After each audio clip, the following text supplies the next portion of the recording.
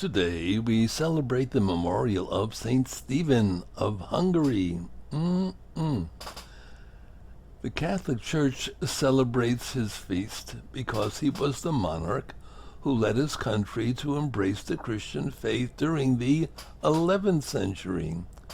Before his birth in 975, his mother is said to have received a vision in which the original Saint Stephen, the Church's first martyr, appeared telling her she would bear a son who would evangelize their land. Together with her husband, the Hungarian Duke Geza, Sarold is believed to have been converted and baptized by the Bishop St. Adalbert of Prague. The same saint baptized their son Vaik in 985, giving him the name of Stephen. Geza had desired to convert the Hungarians to the Catholic faith, a passion shared by Stephen once he reached adulthood and succeeded him in power.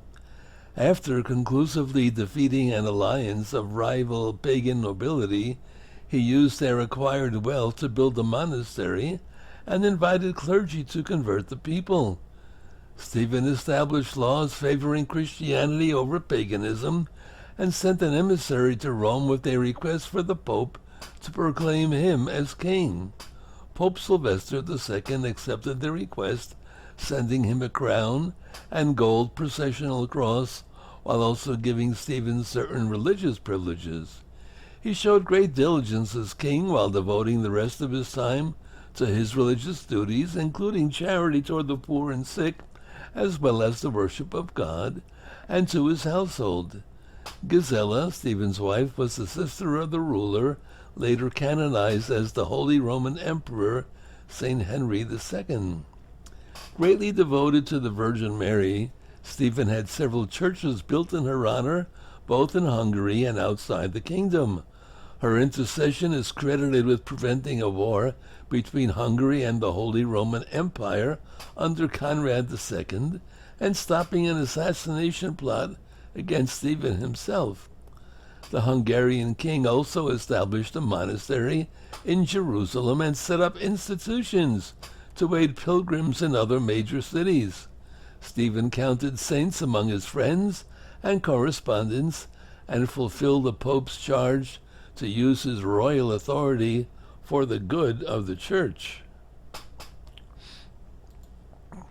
Suffering came to the king, however, when only one of his children survived to adulthood. Stephen's only living son, Emmerich, received a strong Catholic upbringing and was expected to succeed his father, but he died in a hunting accident.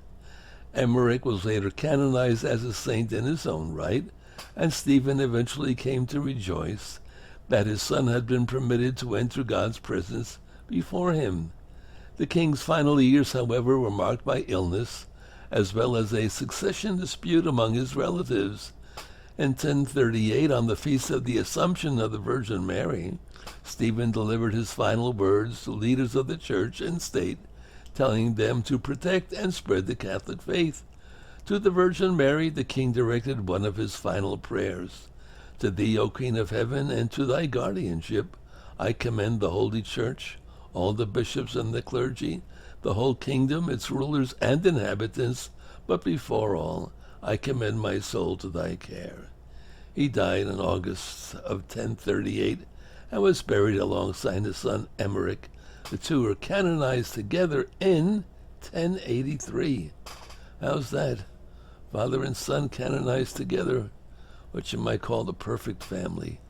God bless them, another holy family.